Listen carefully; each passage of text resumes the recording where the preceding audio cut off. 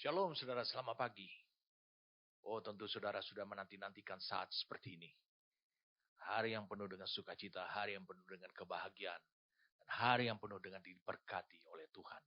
Oleh karena firman-Nya akan menghampiri hidup saudara dan saya. Sebelum saya lanjutkan apa yang saya sudah sampaikan minggu lalu. Saudara telah mendengarkan banyak hal. Bagaimana saudara bisa memposisikan diri saudara. Bukan hanya menjadi yang dipanggil, tapi menjadi yang terpilih. Sebelum saya lanjutkan lagi, untuk membuka wawasan lebih dalam, sehingga saudara bisa melangkah menuju kepada posisi tersebut, saya ajak kita untuk kita berdoa lebih dulu. Mari kita berdoa. Kami berterima kasih oleh karena Engkau yang menghampiri diri kami. Kepedulian-Mu Tuhan, kasih-Mu Tuhan, tak terkira. Sehingga Engkau yang selalu mengawali, Engkau yang berinisiatif untuk mendahuluinya. Sebelum kami sendiri mencari hadirat-Mu Tuhan.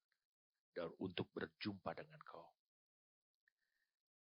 Kami ada saat ini Tuhan.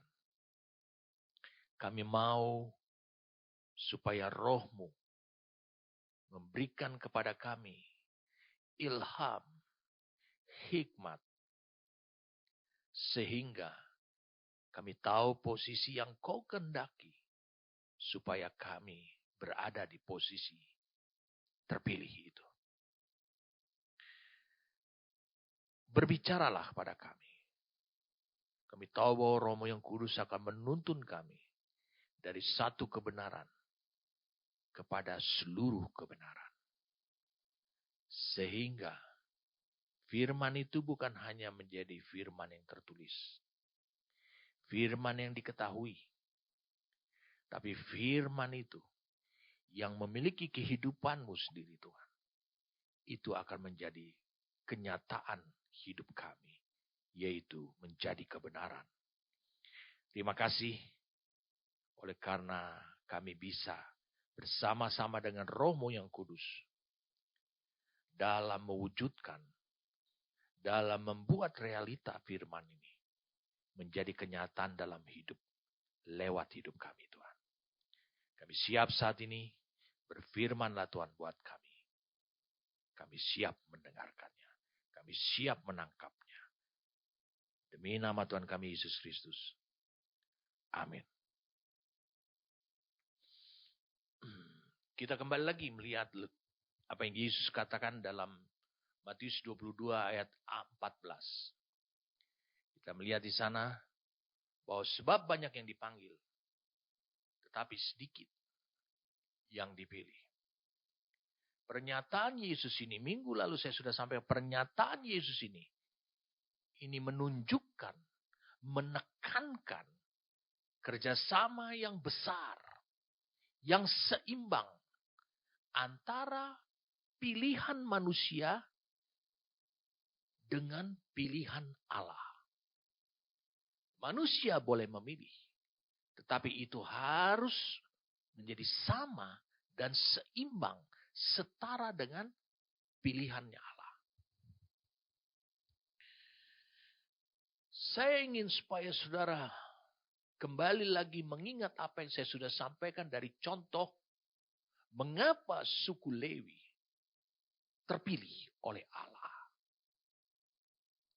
Mereka bukan hanya menjadi umat kesayangan, tetapi mereka berhak untuk melayani Allah dan memberikan berkat kepada Israel. Meskipun, saya katakan sekali lagi, meskipun Allah menetapkan bahwa suku Lewi tidak memiliki pusaka atas tanah Kanaan. Sebab Allah lah katanya yang menjadi pusaka buat hidupnya. Siapa yang sanggup? Apa yang Allah janjikan itu tidak menjadi kenyataan buat hidup saudara. Siapa yang sanggup untuk hidup tidak sama dengan apa yang diharapkan, yang dinantikan selama ini oleh suku-suku Israel. Lebih dari 400 tahun Allah berjanji kepada Abraham bahwa tanah Kanaan ini akan menjadi milik pusaka Israel. Tetapi ketika mereka hidup dalam ketaatan, dalam konsistensi terus, mengasihi Tuhan, percaya kepada Tuhan, dan bahkan apa yang dikatakan Musa, siapa yang berpihak kepadaku? Mereka tetap berpihak kepada Tuhan, mencondongkan hati mereka kepada Tuhan. Dampaknya adalah mereka tidak memiliki pusaka tanah Kanaan seperti yang dijanjikan Allah kepada keturunan Abraham. Ini tidak mudah. Tapi mengapa suku Lewi tidak berbantah sedikit pun juga? Bukan karena yang memberikan ketetapan itu adalah Allah. Tetapi karena suku Lewi diberi anugerah yang tidak terlihat. Sehingga mereka mampu untuk menanggungnya. Dan mampu untuk terus menikmati Allah sebagai pusakanya. Inilah yang disebut dengan kasih karunia. Sebab kasih karunia itu adalah kemampuan yang hanya dimiliki. Yang hanya sanggup Allah saja yang menanggungnya. Itu pun dianugerahkan kepada suku Lewi. Jadi kembali lagi kita pada Matius 22 ayat 14 ini. Pernyataan Yesus ini dikatakan banyak yang dipanggil. Banyak yang bisa mengalami lahir baru. Banyak yang dipanggil kepada rencana kehendak Allah yang disebut takdir buat hidupnya. Tapi sedikit yang dipilih. Dari kata banyak, dari kata sedikit, itu menunjukkan ada banyak orang. Dia mengalami kegagalan. Hari ini saya ingin tunjukkan kepada saudara dan sampai beberapa minggu ke depan. Tunjukkan kepada saudara supaya roh Tuhan tetap membuat saudara celik matamu.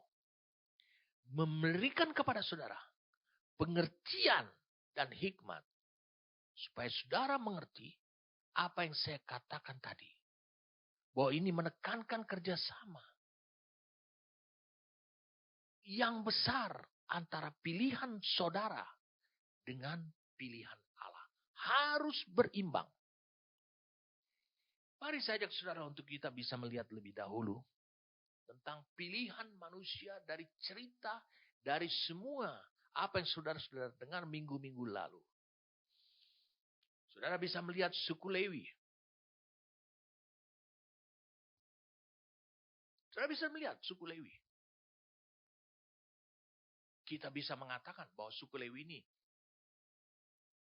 tidak mengalami berkat Tuhan. Tapi kenapa mereka bisa menanggungnya? Kita harus tahu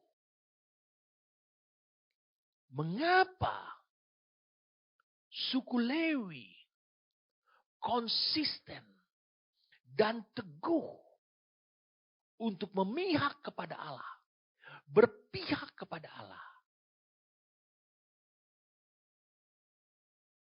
Sebelum peristiwa patung lembu emas. Karena peristiwa patung lembu emas itu hanya pembuktian bahwa ada satu suku seutuhnya, seluruh suku yang mencondongkan hatinya secara bulat berpihak kepada Allah. Kita perlu tahu pilihan yang diambil oleh suku Lewi itu jauh sebelumnya. Sebelum peristiwa, sebelum Musa menantang Israel. Siapa yang memihak kepada Tuhan? Jauh sebelumnya. Kalau jauh sebelumnya, tentu Allah telah berfirman. Kalau jauh sebelumnya, tentu Allah telah memaparkan secara jelas siapa dirinya dan memaparkan secara jelas rencana kehendaknya atas hidup Israel. Nah, saya ingin saudara bisa mengingat ini dan mencatat ini. Pilihan manusia itu ditentukan oleh yang pertama, kualitas pengenalan akan Tuhan. Kualitas pengenalan akan Tuhan.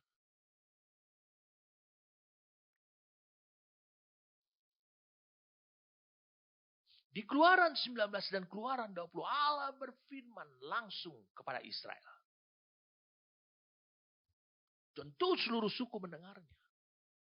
Tapi rupanya dalam kehidupan mereka berbeda-beda menanggapinya.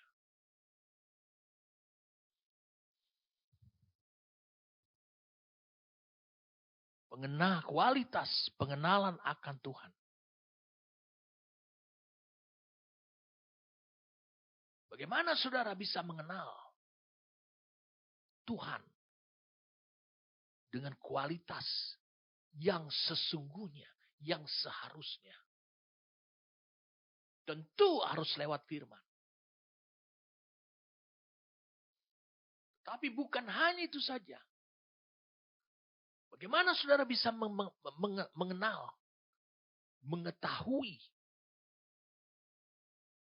memahami rencana kehendaknya Allah atas hidup saudara. Rencana kehendaknya Allah sepanjang zaman. Tentu Allah harus menyatakannya kepada saudara. Ketika Allah berfirman kepada saudara, itu bukan hanya semata-mata supaya saudara tahu apa yang dia mau kerjakan. Tetapi dia membutuhkan kerjasama. Karena apa yang dipaparkan oleh Allah, apa yang dinyatakan lewat firman-Nya itu, saudara tetap memiliki kehendak bebas untuk memilih. Saudara mau menerapkan seluruhnya, separuh, atau tidak sama sekali. Saudara tetap berada di posisi sebagai makhluk ciptaan Allah dengan kehendak bebas. Jadi kualitas pengenalan akan Tuhan ini, lewat firman Tuhan ini, inilah yang menentukan pilihan dari diri saudara. Inilah yang menentukan sehingga Lewi berpihak kepada Tuhan. Mengapa? Karena mereka mengenal Tuhan dari firman. Allah memperkenalkan dirinya lewat firman-Nya. Bukan hanya kepada Musa saja. Tapi kepada seluruh Israel. Meskipun dalam beberapa kali Musa yang membawa firman yang datang dari Allah. Lalu disampaikannya, dilanjutkannya kepada Israel. Tetapi itu tidak mengurangi kualitas pengenalan akan Tuhan yang berbeda bagi suku Lewi dibandingkan suku-suku lain secara keseluruhan. Jadi kualitas pengenalan akan Tuhan sangat penting. Tidak mungkin saudara bermain setengah-setengah, mungkin heboh, mungkin hebat dalam pelayanan, dalam melakukan ini, melakukan tanggung jawab di gereja. Tapi pengenalan akan Tuhan minim. Nanti saudara akan saya bagikan suatu pernyataan dari kisah yang ada di perjanjian baru tentang bagaimana orang-orang memilih. Kisah ini menjadi pijakan buat saudara nanti. Dari dua orang bersaudara, yang satu memilih A, yang satu memilih B. Dan Tuhan menilai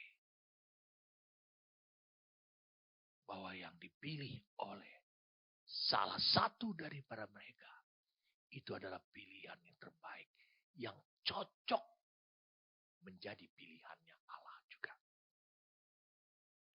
Jadi yang pertama, kualitas pengenalan akan Tuhan. Lewat firman-Nya. Bagaimana lewat firman-Nya? Apakah cukup saudara mendengar? Tidak. Tetapi harus menjadi kenyataan dalam hidup saudara. Harus memberikan pengenalan buat diri saudara. Harus memberikan keyakinan pada diri saudara. Harus memberikan pandangan yang berbeda. Sehingga saudara bisa mengenal lebih lagi tentang Allah yang hidup. Yang kedua, pilihan manusia itu ditentukan oleh ketetapan hati yang terbentuk. Lewi setelah mendengarkan apa yang disampaikan oleh Allah langsung kepada Israel. Lewi setelah mendengar apa yang disampaikan oleh Musa kepada bangsa Israel. Diteruskan oleh Musa apa yang dia dapat dari Allah. Ini membentuk ketetapan hati. Sehingga ketika Musa berkata, siapa yang memihak kepada Tuhan? Mereka dengan santai. Mereka tidak bergumul. Karena mereka sudah menetapkan hati mereka. Bahwa mereka akan memihak kepada Tuhan. Dua hal yang menentukan pilihan manusia. Menjadi pilihan Allah juga. Jadi sama. Jadi pilihan Allah. Dari orang-orang yang terpanggil. Dari orang-orang yang dipanggil. Dua hal ini. Tentu saudara harus bisa mengetahui. Bagaimana caranya. Apa langkah-langkah.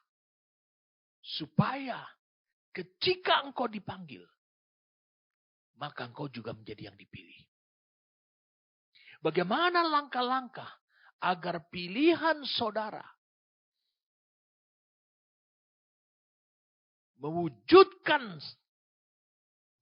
hidup saudara juga menjadi, mewujudkan pribadi saudara menjadi yang terpilih, yang menjadi yang dipilih oleh Tuhan.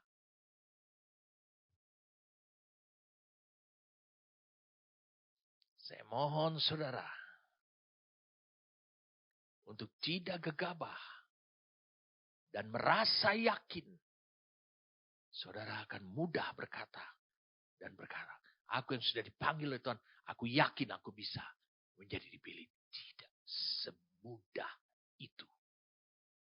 Dua hal ini sangat menentukan kualitas pengenalanmu akan Tuhan dan ketetapan hati yang terbentuk.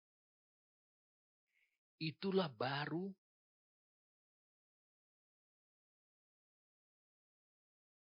pilihan yang datang dari dirimu. Tapi apapun kualitas pengenalanmu akan Tuhan, apapun ketetapan hatimu yang menjatuhkan pilihanmu,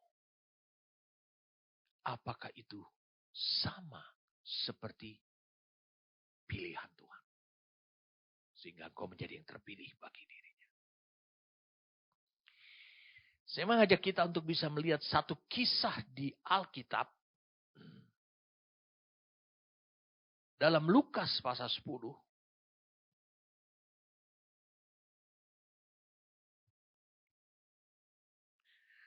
Ayat 38. Sampai 42. Lukas 10 ayat 38 sampai 42.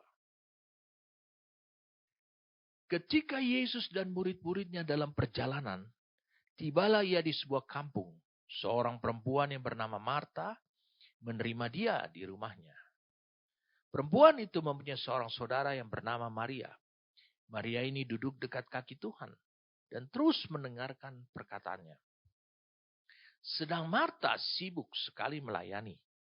Ia mendekati Yesus dan berkata, Tuhan, tidakkah engkau peduli bahwa saudaraku membiarkan aku melayani seorang diri? Suruhlah dia membantu aku. Tetapi Tuhan menjawabnya, Marta, Marta, engkau khawatir dan menyusahkan diri dengan banyak perkara. Tetapi hanya satu saja yang perlu.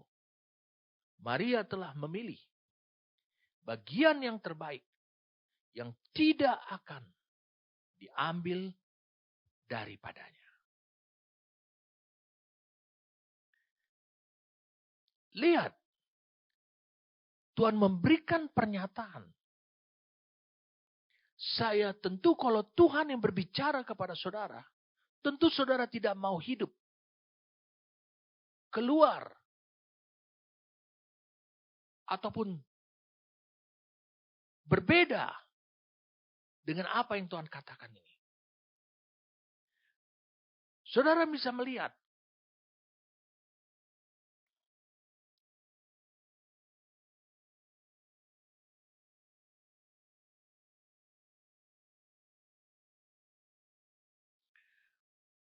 di ayat 41-nya, di ayat 41. Mari kita lihat ayat 41. Di ayat 41.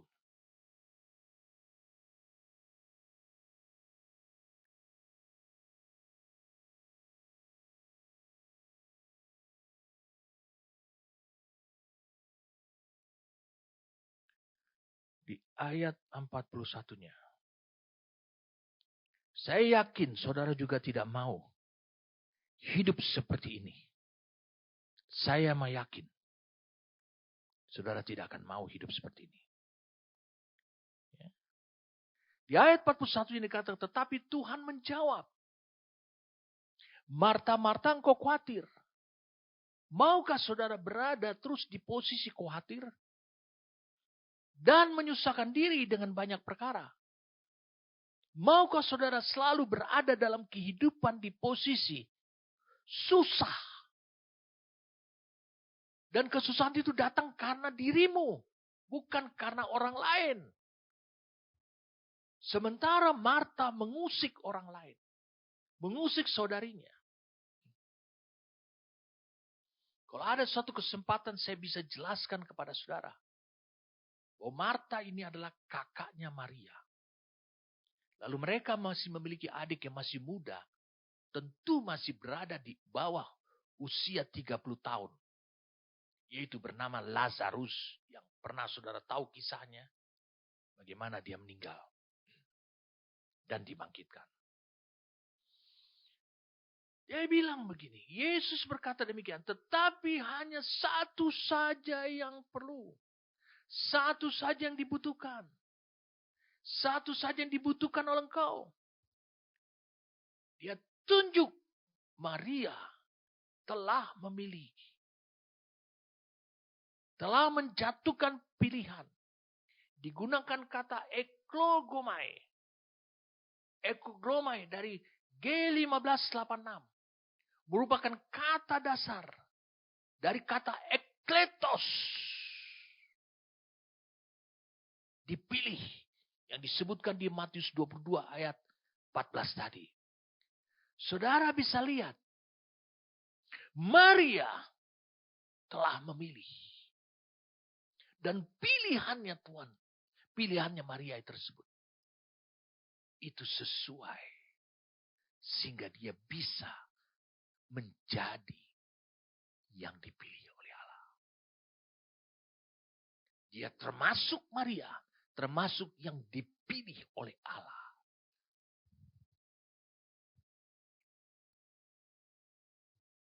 Sebelum saya lanjutkan, saudara bisa harusnya mulai merenungkan, memiliki cara berpikir kritis dalam perenungan. Kehidupan Marta dan Maria itu menjadi perhatian Yesus di Alkitab. Tertulis di Matius, Markus, Lukas, dan Yohanes. Tetapi juga para rasul, Matius, Markus, Lukas, dan Yohanes, kenapa mengambil kisah mereka ini?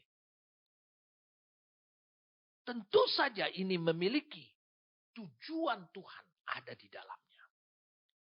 Tentu saja ini supaya rencana kehendak Allah yang ada sebelum dunia dijadikan, itu saudara ketahui lewat kesaksian hidup mereka.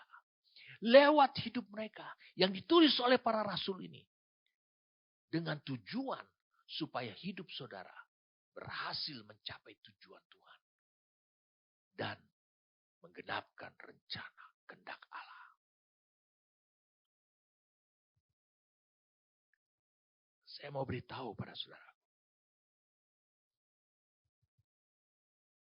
3 bahkan 4 kali. Secara khusus ada 3 kali. Yesus berkunjung ke tempat mereka di Betania.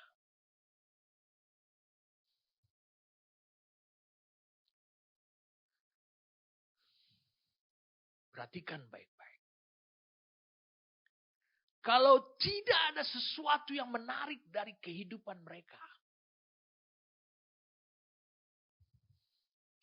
Kalau tidak sesuatu yang menarik. Tidaklah mungkin Yesus berkunjung sekian kali kepada rumah mereka.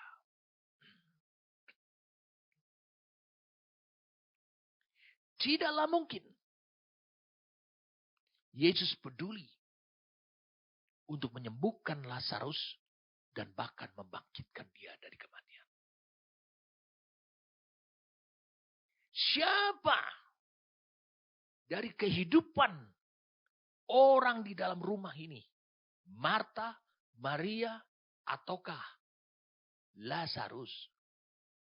Yang membuat Tuhan menyukai, yang membuat Tuhan memiliki sahabat. Karena kota Betani itu dekat dengan Yerusalem. Menjadi sahabat. Itu bukan ada di daerah Galilea. Siapa yang membuat? Siapa yang menemukan? Sehingga Tuhan, anak Allah, itu memiliki akses. Perhatikan baik-baik. Pernyataan saya ini. Kalau Allah menemukan. Saya ulangi sekali lagi. Kalau Allah menemukan.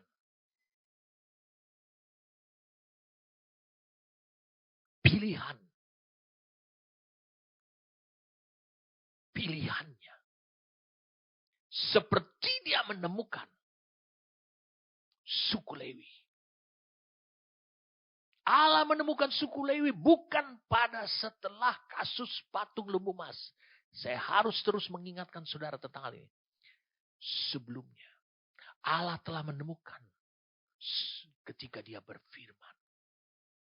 Dia melihat kecenderungan hati suku Lewi terhadap firman yang disampaikan.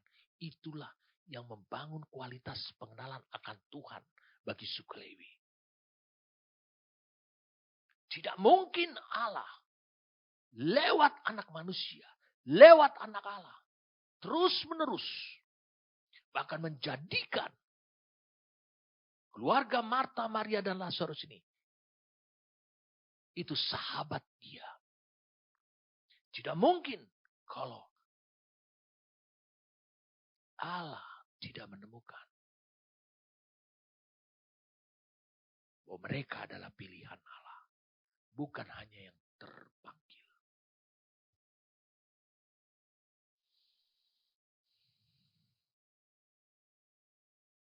Dari cerita tadi, saudara bisa lihat. Apa yang dilakukan Marta? Luar biasa. Dia mencoba untuk meladeni Yesus yang datang bersama dengan para muridnya.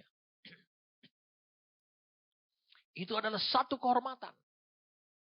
Lalu Marta juga ingin mengembalikan kehormatan, memberikan kehormatan itu kepada tamu-tamunya ini. Tamu-tamu terhormat ini.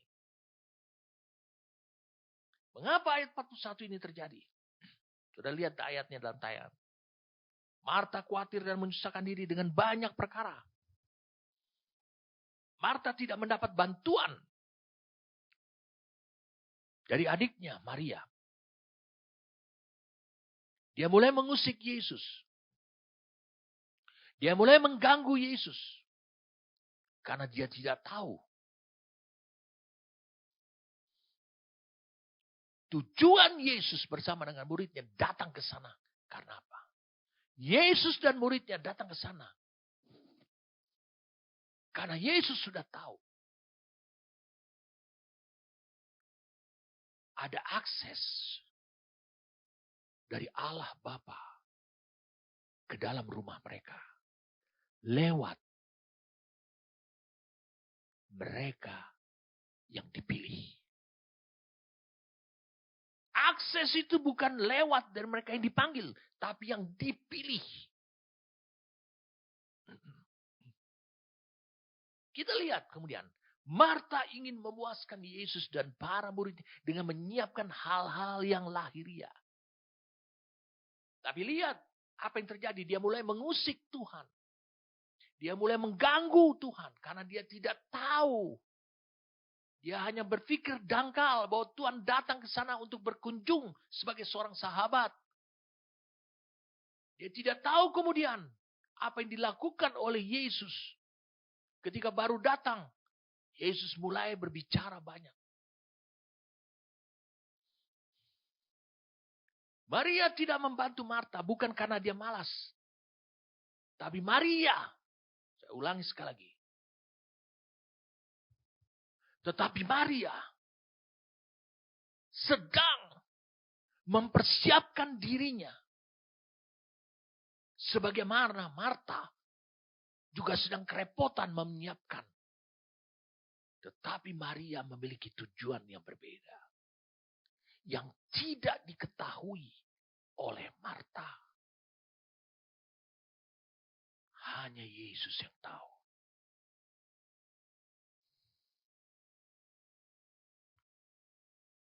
Allah sudah tahu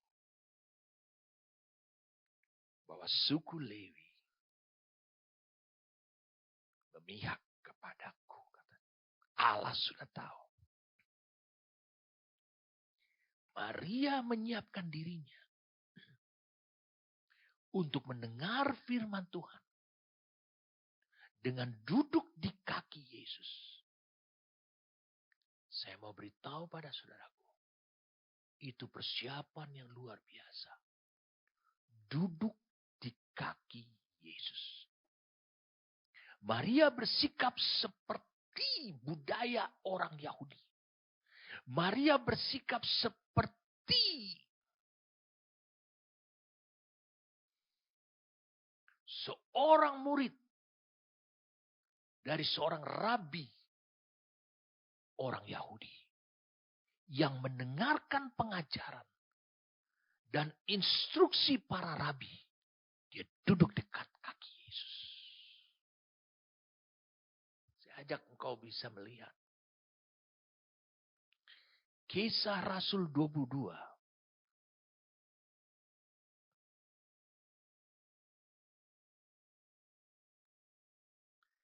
Kisah Rasul 22.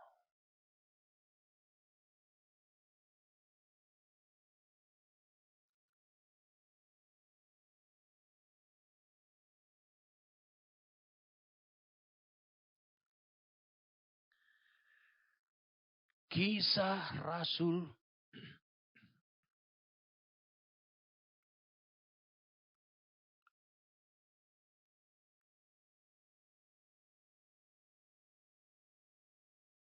22.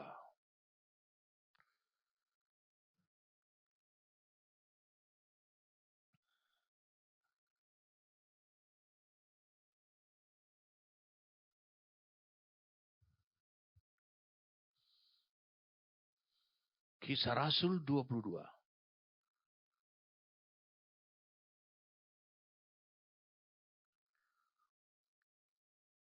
Ayat 3.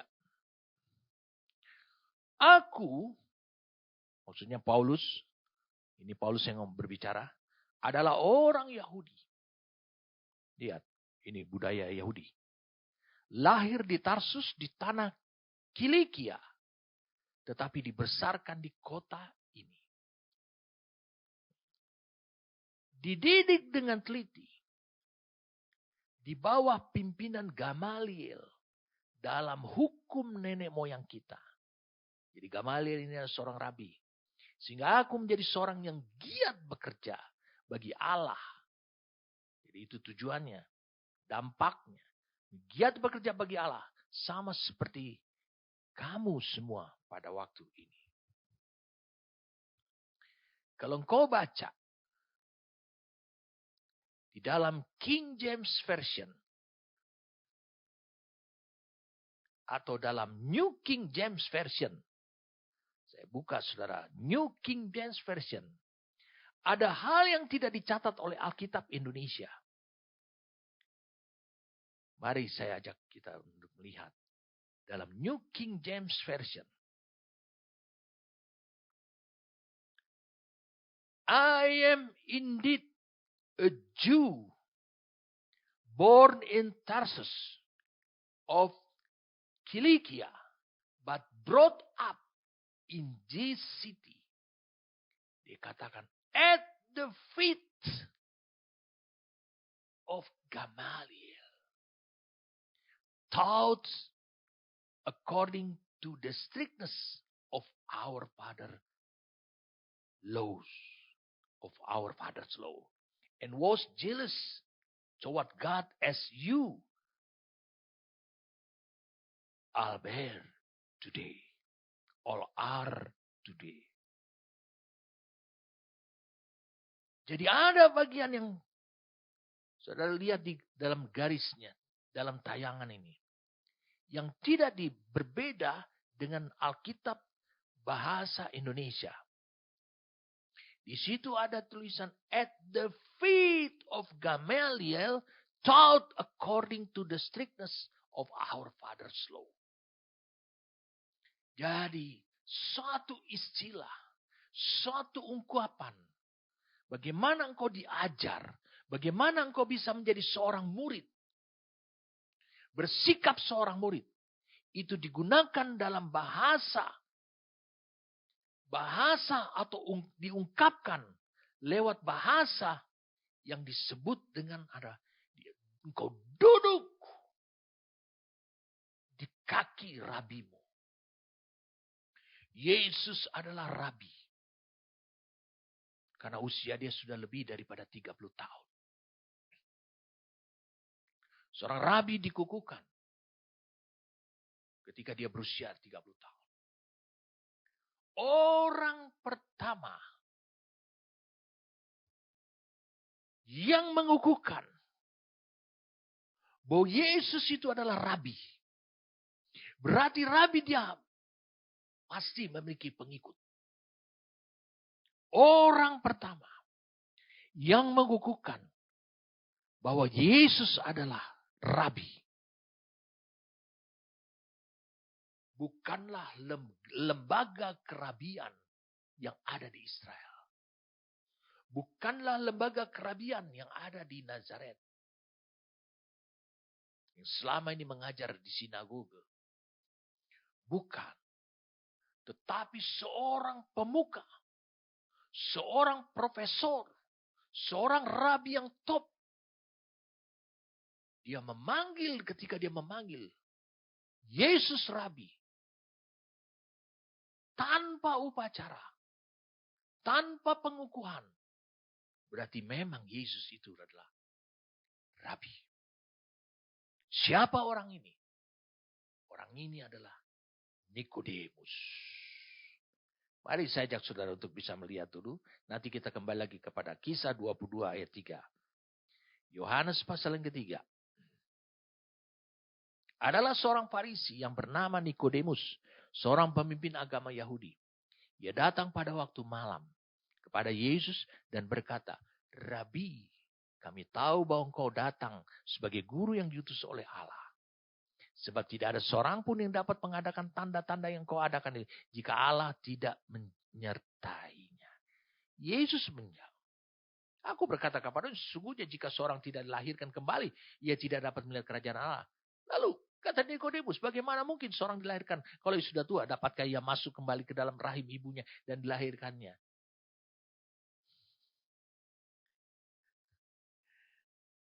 Lihat, dua hal yang berbeda. Lalu kemudian dikatakan di sini. Lihat, ayat 10. Ayat 9. Nikodemus menjawab katanya dalam pembicaraan dengan Yesus. Bagaimanakah mungkin hal itu terjadi? Jawab Yesus, engkau adalah pengajar.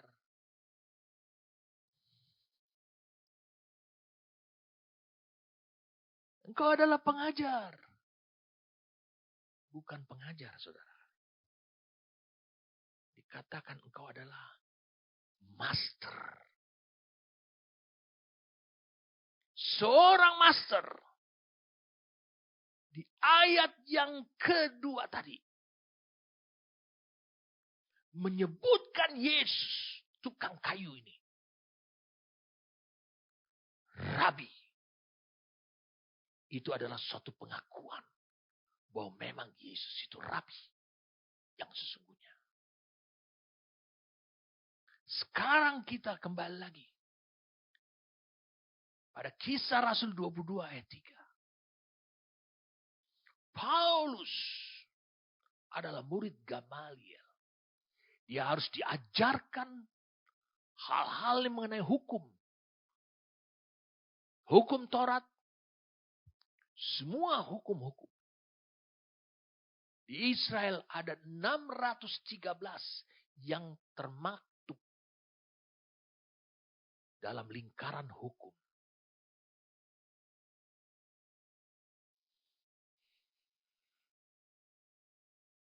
Jadi Paulus sebelum dipakai oleh Tuhan, dia dibangun menjadi murid Gamaliel. Seolah-olah dia duduk dekat kaki. Saya katakan, coba ditayangkan lagi. Dalam New King James Version, di garis bawah itu. Saudara lihat, di kaki Gamaliel. Dia diajarkan hukum yang selaras dengan jalan Tuhan. Karena Paulus itu menentang jalan Tuhan. Sehingga dia harus siap menerima pemahaman yang berbeda dan bahkan bertolak belakang dengan keyakinannya yang dulu. Saudara bisa bayangkan sekarang. Maria duduk. Saya ulangi, Maria duduk di kaki Yesus. Itu bukan karena, saya ulangi, itu bukan karena di sana tidak ada kursi. Itu bukan karena dia merasa rendah diri. Itu bukan karena dia seorang wanita. Tapi itu adalah sikap yang dia tunjukkan. Di dalam konteks budaya orang Yahudi yang dilihat oleh para murid. Yang dilihat oleh Marta. Dan mungkin dilihat juga oleh Lazarus. Bahwa dia menyiapkan dirinya. Hanya untuk mendengar. Hanya untuk diajar. Dari Yesus saja.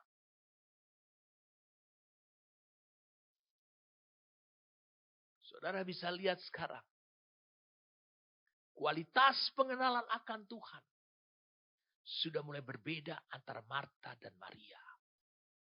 Itu sebabnya Maria bisa memilih yang baik, yang tidak akan diambil daripadanya. Arti kata tidak diambil daripadanya, itu menunjukkan bahwa itu juga jadi pilihan Allah. Dia adalah pilihan Allah. Marta terbagi-bagi perhatiannya. Tidak fokus. Kehilangan tujuan. Mengapa Yesus datang? Yesus datang ke rumah, datang ke tempat tinggal mereka. Tidak ingin sia-sia. Bukan hanya untuk makan. Bukan untuk makan. Tidak ingin sia-sia. Karena di sana ada orang pilihan Tuhan. Jadi lihat, Marta terbagi-bagi dan tidak fokus. Dengan banyak pelayanannya. Ini memang bukan hal yang salah dalam bekerja keras. Bahkan ini bekerja keras untuk Yesus. Itu bagus. Tetapi masalahnya adalah Marta menjadi kacau dan bingung dengan banyak yang harus dikerjakannya. Sehingga dia teralihkan dari maksud dan tujuan Yesus datang. Bahkan dia cenderung tidak mengerti mengapa Yesus dan para muridnya mendadak datang. Dan ini akhirnya saudara bisa lihat.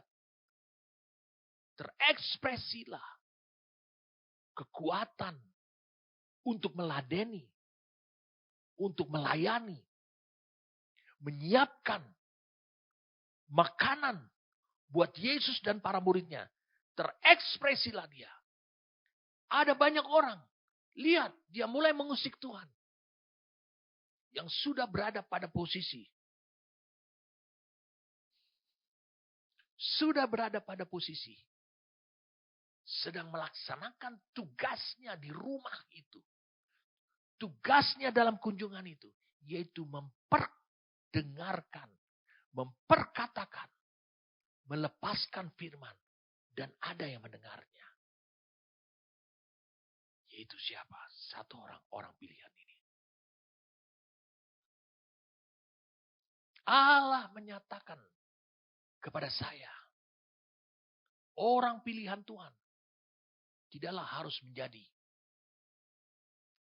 seperti ke-12 murid. Yang dipilih dan ditunjuk langsung. Ada banyak orang pilihan Tuhan. Seperti Maria ini. Lihat apa yang terjadi pada Marta. Mungkin itu terjadi pada hidup saudara. Ada banyak orang yang menjadi lekas marah. Mudah marah. Dalam kesibukan pelayanan mereka. Bagi Tuhan. Mengapa? Tadi saya katakan ekspresi. Dengan kekuatan apa engkau melayani. Karena engkau melakukan kesibukan pelayananmu. Dan kau selalu berdalih bahwa itu adalah untuk Tuhan. Untuk Tuhan. Memang betul. Untuk Tuhan. Tapi engkau melayani. Hanya dengan kekuatan jiwamu.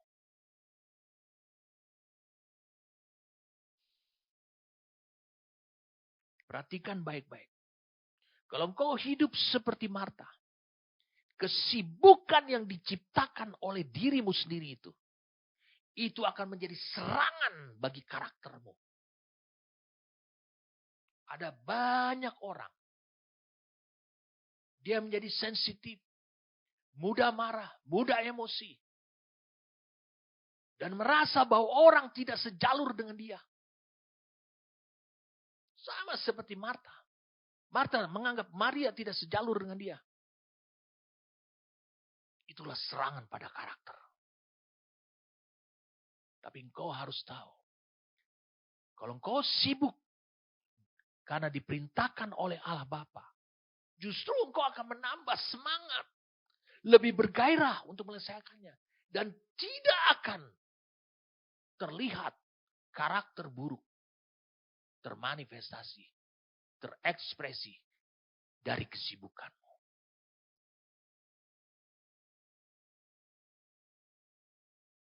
Mengapa?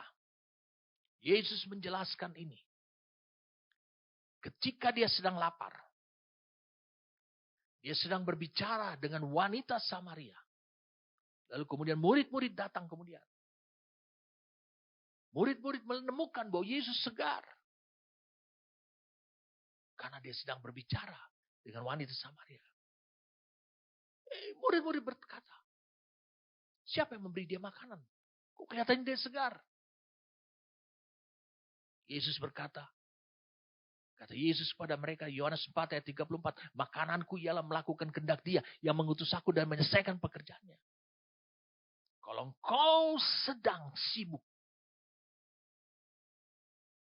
melaksanakan apa yang diperintahkan Tuhan, engkau akan lebih segar. Tapi kalau engkau menciptakan pekerjaan dan kesibukan-kesibukan dari dirimu sendiri, oh kita harus lakukan ini, kita harus lakukan ini. Hati-hati.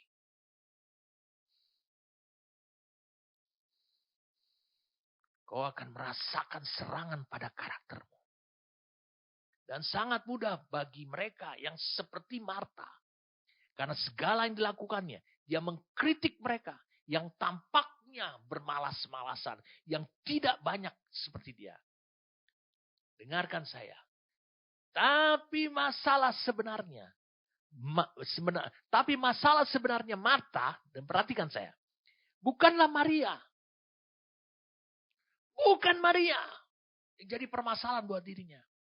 Bukan itu.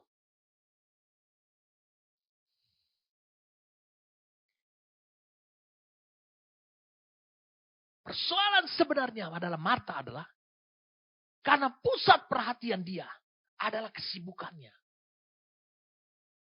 Dan menjadi kacau. Sehingga dia teralihkan pandangannya daripada Yesus. Itu masalahnya Marta.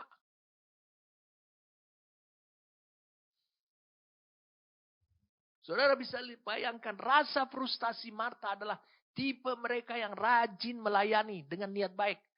Tetapi melupakan dan bahkan lupa sama sekali untuk duduk di kaki Yesus. Bukankah saudara tahu? Yesus itu orang Galilea. Jadi sangat jarang dia untuk mendatangi. Bukankah itu satu kesempatan? Kualitas pengenalanmu akan Tuhan.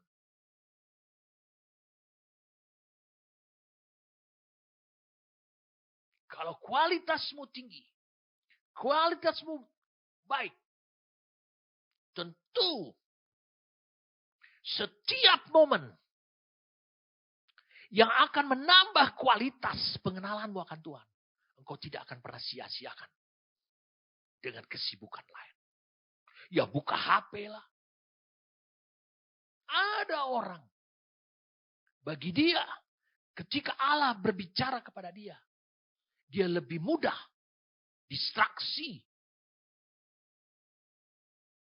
terhadap bunyi dering daripada telepon genggamnya. Bahkan notifikasi saja dia harus lihat.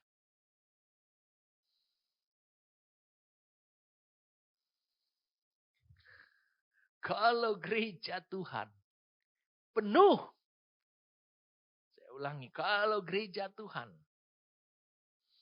itu penuh dengan orang-orang dan banyak dengan orang-orang yang seperti Marta-Marta ini, maka akan gereja tersebut akan selalu diliputi kekhawatiran, akan selalu diliputi oleh banyak kesusahan. Dan bukan kesusahan datang dari luar, tapi kesusahan diri sendiri. Lihat apa yang dikatakan oleh Marta. Sudah dia lupa duduk dekat kaki Yesus. Dia nggak mengerti kunjungan Tuhan. Karena Tuhan tidak bisa berkunjung setiap hari. Berarti firman tidak tersedia setiap hari. Kau harus dibekali oleh firman yang cukup. Untuk perjalanan hidupmu selanjutnya. Untuk setiap momen-momen yang tidak engkau ketahui di kemudian hari. Dia mulai berkata pada Yesus, tidakkah engkau peduli Tuhan? Yesus yang diusik. Ini keberatan Marta terhadap Tuhan. Saudara bisa lihat sekarang menanggapi. Kualitas pengenalan akan Tuhan yang dimiliki oleh Marta sangat berbeda dengan yang dimiliki oleh Maria. Sehingga saudara bisa lihat semangat atau spiritnya, bukan rohnya. Semangatnya Marta itu seperti ini. Jika pekerjaan semua yang dilalui selesai, itu yang terpenting. Jika ini semua rampung, itu yang terpenting. Tapi kalau Maria semangatnya, spiritnya berbeda. Spiritnya Maria itu bertanya, apakah Yesus senang atau tidak? Dan pada akhirnya dia ketahui Yesus senang. Dia bilang, Maria telah memilih bagian yang baik, yang terbaik, yang tidak akan diambil daripadanya. Yesus senang.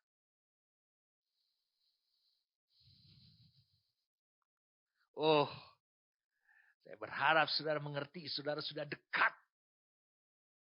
Sehingga saudara tahu bagaimana engkau berada di posisi memilih yang tepat.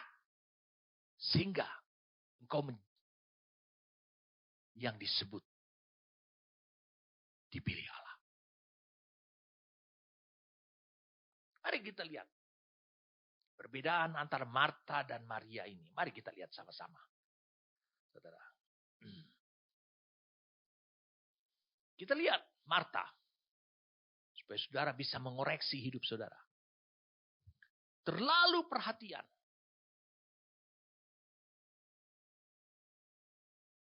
Pada apa yang menurut dia terlalu besar perhatiannya.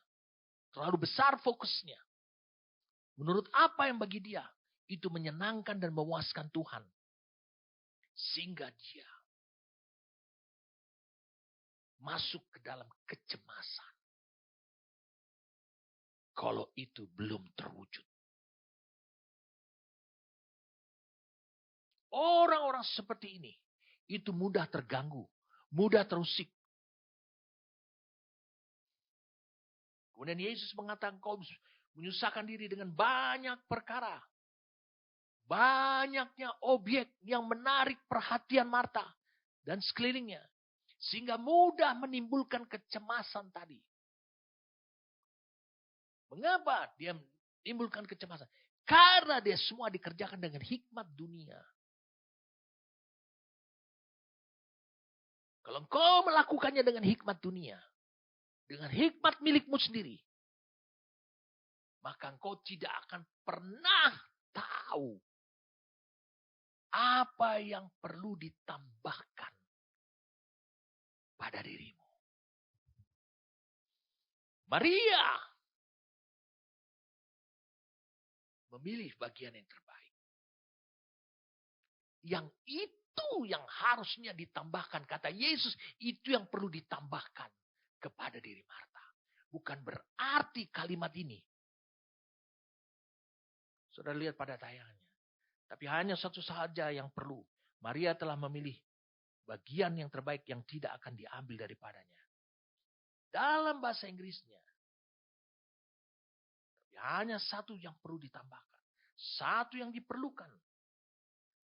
Satu lagi yang diperlukan pada diri Marta. Yang harus ditambahkan. Berarti Yesus tidak menyalahkan dengan kesibukannya Marta. Tapi itu dianggap kekurangan. Satu yang perlu. Kau sibuk dengan banyak perkara. Kau memerlukan satu. Yaitu mendengarkan perkataan-perkataan Tuhan. Yang menghasilkan hikmat surgawi. Bukannya hikmat dunia. Yang membuat engkau cemas. Wah waktunya begini. Wah waktunya. Wah mulai. Nanti kalaupun saudara menghadapi kendala dalam proses pengerjaan sesuatu. Dalam persiapan itu engkau akan marah. Saudara bisa melihat perbedaan antara Marta dan Maria. Target Marta adalah kepuasan Yesus dan muridnya melalui sikap pelayanannya. Jadi Marta ini, dia mengekspos kekuatan jiwanya. Mengekspos kekuatan tubuhnya. Dalam memenuhi kebutuhan lahiriahnya Tuhan. Tetapi orang seperti ini tidak menemukan kesejahteraan bagi dirinya. Mengapa? Karena dia salah tafsir dalam memahami. Dan dia tidak bisa memahami maksud kedatangan Yesus. Bersama-sama dengan para muridnya ke rumah mereka. Coba kita lihat sekarang Maria. Apa yang terjadi di kalimat-kalimat terakhir ketika Yesus mengatakan. Sikap Maria. Dia bisa sepenuhnya dapat merasakan kasih Tuhan. Lewat suara. Lewat perkataan Yesus. Pada saat Yesus sedang berkata-kata. Ini yang terjadi. Pada diri seorang perwira yang tinggal di Kapernaum. Ketika hamba Tuhan itu sakit. Dia beritahu. Oh, hambaku sekarat, lemah, tidak berdaya. Dia hamba yang kukasihi. Di rumahku. Yesus waktu mendengarkan. Penyampai berita itu. Dia bilang, aku akan datang. Segera. Lalu kemudian perwira ini berkata. Oh jangan Tuhan. Tidak perlu kau datang ke rumahku. Dikatakan cukup ucapkan sepatah kata saja. Maka hambaku itu akan sembuh. Dia katakan tidak perlu engkau hadiratmu bergeser ke sana.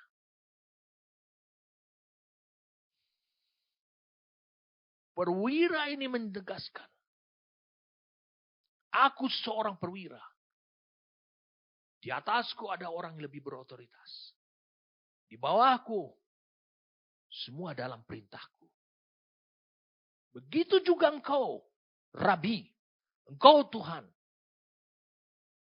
Kau adalah orang yang lebih tinggi. Dan kekuasaanmu berbeda. Aku memiliki kekuasaan di dunia. Engkau kekuasaannya meliputi semuanya. Dunia dan akhirat. Dunia dan alam roh. Jadi, tidak perlu kehadiranmu. Karena firmanmu, titahmu itu harus tergenapi, harus terwujud. Dan lihat apa yang terjadi pada diri Maria. Maria tahu bagaimana dia bisa merasakan ketentraman. Hanya lewat suara dan perkataan Yesus. Waktu Yesus berkata kepada Marta, tapi satu hal yang diperlukan, yang kau perlukan, itu menunjuk kepada perkara-perkara rohani, perkara-perkara kesalehan.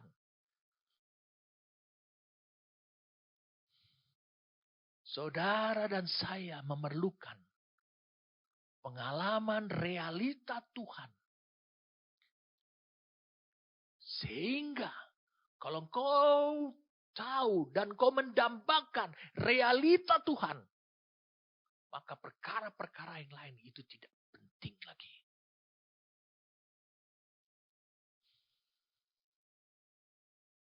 Ini harus diamankan dalam hidup saudara. Baru semua hal lain boleh ditambahkan kepadamu. Saya mengajak kita untuk bisa melihat 1 Timotius pasal 4.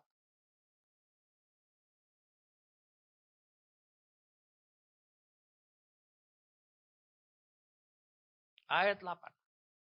Latihan badani terbatas gunanya. Dia bilang terbatas bukan berarti tidak berguna. Tetapi ibadah itu berguna dalam segala hal. Karena mengandung janji baik untuk hidup ini maupun untuk hidup yang akan datang. Matius 6 ayat 33. Tetapi carilah dulu, utamakan dulu pemerintahan Allah, kerajaan Allah, dan kebenarannya. Maka semuanya itu akan ditambahkan padamu.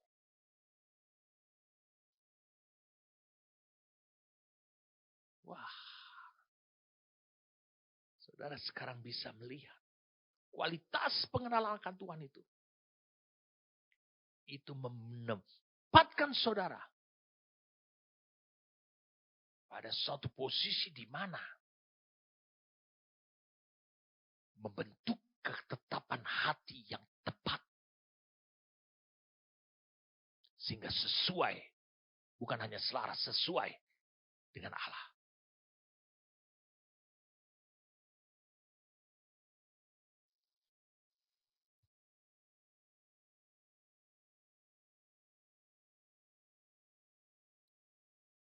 Mungkin minggu-minggu yang akan datang, saya akan sampaikan, saya akan kutip ceritalah tentang Maria ini. Supaya mempertegas kepada saudara prosesi dari yang dipanggil menjadi yang dipilih. Waktu Yesus mengatakan, dia mengambil bagian yang baik itu. Yang terbaik itu, kalau dalam bahasa Indonesianya. Bagian yang terbaik itu adalah Injil, yakni kasih Allah. Bagian yang terbaik itu adalah minat kepada kerajaannya. Keinginan kepada pemerintahan Allah. Itu bermukim, tinggal di dalam hidup saudara. Mari kita lihat kisah ini. Walaupun saudara tidak melihat nama Maria di sini. Matius 26 ayat 6. Ketika Yesus berada di Betania. Ini di rumah Simon si kusta. Datanglah seorang perempuan kepadanya. Membawa sebuah buli-buli pualam berisi minyak wangi yang mahal. Minyak itu dicurahkan ke atas kepala Yesus yang sedang duduk makan. Minyak mahal. Ini ke atas kepala, bukan di kaki. Naik. Kemudian kita lihat ayat 13. Sorry, ayat 13. Ya, ayat 13. Aku berkata kepadamu, sesungguhnya di mana saja Injil ini diberitakan di seluruh dunia, apa yang dilakukan wanita ini, akan disebut juga untuk mengingat dia. Untuk mengingat perbuatannya dia itu. Mengurapi kepalaku. Masa Yesus diurapi kepalanya oleh seorang wanita, bukan oleh imam. Dan ini terjadi di Betania. Saudara bisa pahami sekarang. Tindakan-tindakan seperti itu adalah suatu tindakan yang konsisten. Dan ini menunjuk bahwa tindakan seperti itu dilakukan oleh seorang perempuan. Dan sudah pasti itu adalah Maria. Karena kualitas pengenalan akan Tuhan. Maria duduk dekat kaki Yesus. Karena peristiwa Matius 26 ini udah menjelang kematian Yesus. Maria duduk dekat kaki Yesus. Dia mendengarkan sebagai seorang murid. Maria memilih untuk menjadi seorang murid yang memuaskan Tuhan. Dan menyerahkan waktu dan kasih sayangnya kepada Tuhan.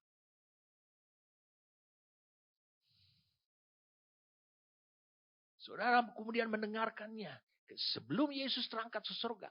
Yesus memberikan perintah kepada muridnya.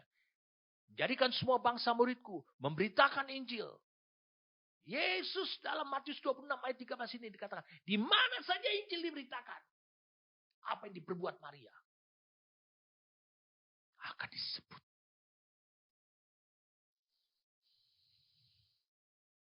Jadikan semua bangsa muridku. Apa artinya?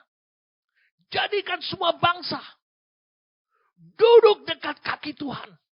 Mendengarkan perkataan Tuhan saja. Tidak memiliki opini. Tidak menyanggahnya. Sama seperti wanita ini. Wanita ini tahu. Ketika dia mengurapi kepala Yesus. Dengan minyak. Saudara harus bisa paham. Pengurapan dengan minyak. Itu artinya. Roh Kudus akan bermitra dengan kau. Sampai tugasmu selesai. Berarti Maria tahu. Rencana Allah ke depan. Dan dia mengurapi Yesus. Untuk mengkonfirmasi. Keberhasilan. Yesus. Dengan Roh Kudus. Tidak ada seorang pun. Dari murid-murid. Yang tahu itu.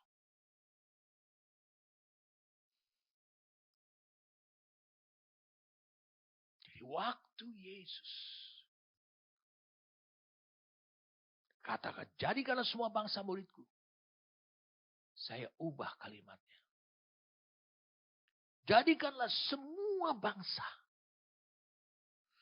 Duduk dekat kaki itu. Dan mendengarkan perkataan-perkataanku saja. Dan jangan dengarkan celotehnya Marta. Di Matius 25 ayat 32 sampai 34. Saudara lihat pada tayangannya. Saudara buka Alkitab saudara. Matius 25, 32, 34. Di situ disebutkan bangsa domba. Di situ juga disebutkan bangsa kambing. Bangsa domba mendengar suara Tuhan. Dan mengikutinya. Oh betapa dahsyatnya. Saya katakan betapa dahsyatnya.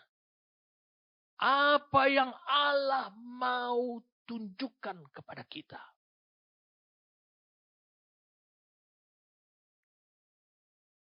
Dia berkata lagi, Yesus berkata di Lukas 10. Saya katakan di Lukas pasal yang ke-10. Dia berkata yang tidak akan diambil daripada Maria.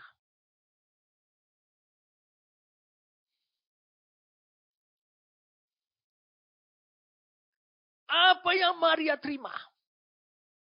Lewat firman-Nya. Ada di dalam firman-Nya. Yaitu pribadinya Allah. Makanya Lewi disebut memiliki pusakanya adalah Allah sendiri. Apa yang ada di dalamnya? Kasihnya. Kasih karunia-Nya. Otoritasnya. Karakternya. Kesalehan Allah. Keilahian Allah. Tidak akan diambil. Karena Maria tahu. Bagaimana menerima distribusi dari Allah.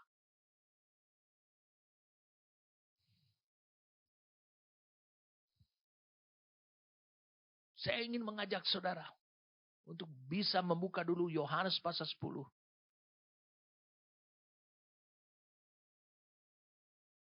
Yohanes pasal 10.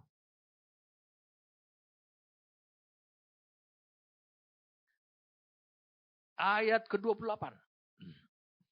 Dan aku memberikan hidup yang kekal kepada mereka. Aku memberikan semua hal-hal yang kekal. Kasih yang kekal. Karakter yang kekal. Kasih karunia yang tanpa batas yang kekal.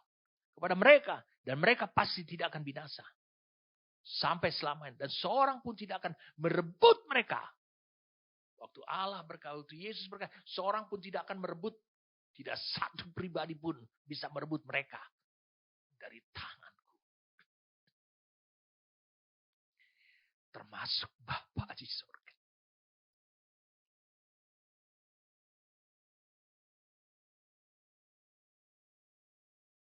Ini prinsip. Kemudian dikatakan, Bapakku yang memberikan mereka kepadaku. Lebih besar dari siapapun. Seorang pun tidak dapat merebut mereka dari tangan Bapa.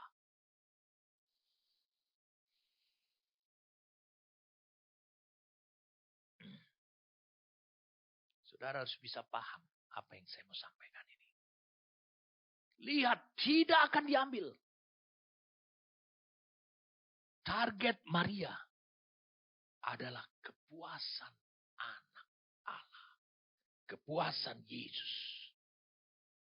Melalui sikap dia duduk dekat kakinya. Maria itu memanifestasikan. Saya katakan memanifestasikan. Kekuatan.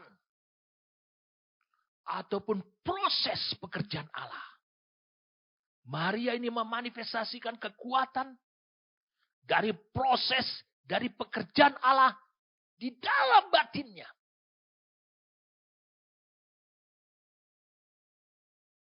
Dengan menunjukkan siapa Yesus sebenarnya.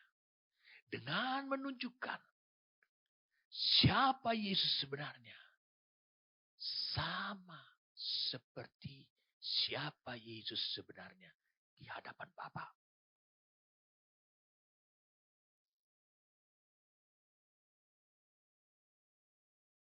Saya mau nantang saudara. Saudara mungkin terkaget mendengarkan perbedaan seperti ini. Saudara tidak pernah menyangka. Saudara salah duga.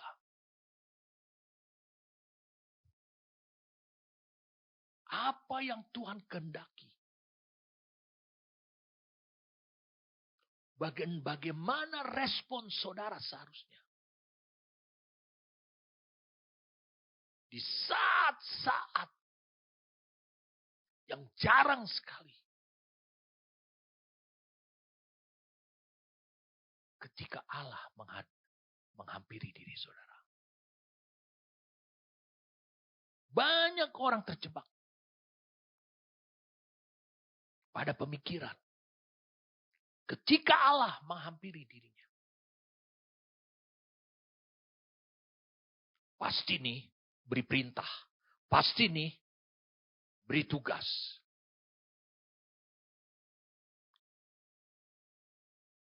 Ingat. Allah menghampiri Israel. Dikatakan.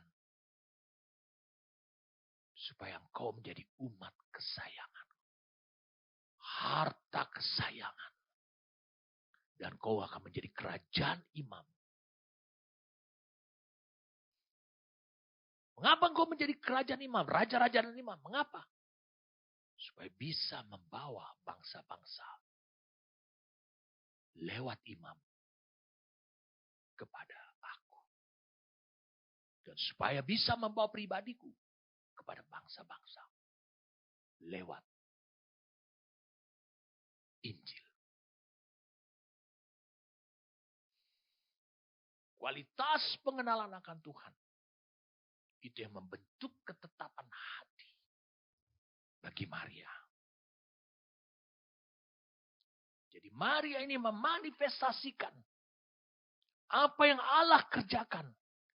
Kerjasama antara dia dengan Allah. Di dalam manusia batinnya. Siapa Yesus sebenarnya. Roma 8 ayat 3. Ayat 28. Roma 8 itu kita tahu sekarang. Allah turut bekerja untuk mendatangkan kebaikan. Bagi mereka yang mengasihi dia dan yang terpanggil. Sesuai dengan rencana tujuannya.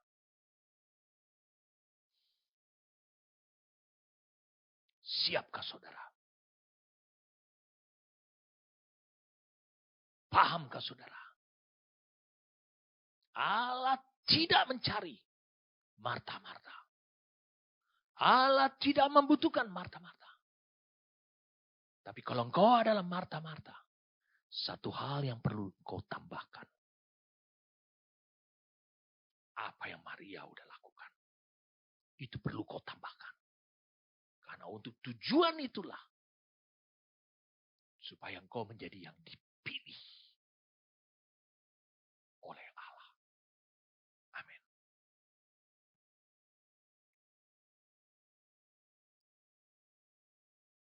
Ulurkan tanganmu, saudara. Siapkan hatimu untuk berdoa dan berkomunikasi dengan Tuhan. Kalau Tuhan membuka hati dan juga pikiran saudara. Selama ini aku menyangka. Aku berada di posisi seperti Marta. Aku menyangka bahwa aku dipilih oleh Tuhan untuk menjadi pelayannya. Suku Lewi dipilih Tuhan